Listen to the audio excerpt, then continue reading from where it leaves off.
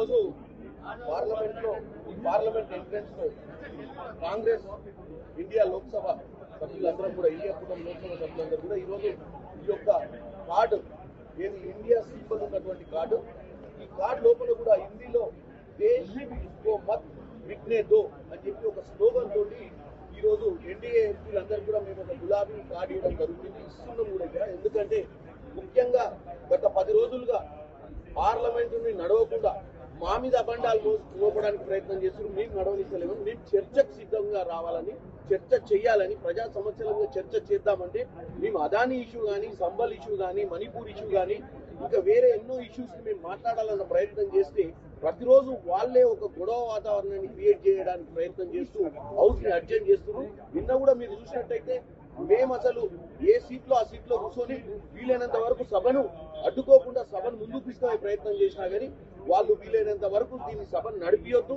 ప్రజల ముందు ఈ సమస్యలన్నీ మాట్లాడే విషయాలు ప్రజలకు తెలియవద్దన్న ఉద్దేశంతో చూస్తున్నారు. నిన్న మీరు రాజ్యసభలో కూడా చూసినారు, 50 మంది ఎంపీలు పైన 60 మంది ఎంపీలు నో కాన్ఫిడెన్స్ మోషన్ కూడా మూవ్ చేయడం జరిగింది.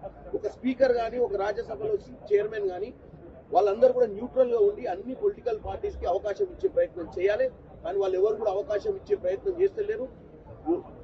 ఏమంటారు అంటే వాళ్ళు ఒక పార్షియల్ యాటిట్యూడ్ తోటి, అంటే ఎట్టి పరిస్థితుల్లో మేము అపోజిషన్ పార్టీలకు అవకాశం వేయం, వాళ్ళు ఎవరికి చెప్పుకుంటారో చెప్పుకోవాలన్న విధంగా వాళ్ళ వ్యవహారం ఉంది.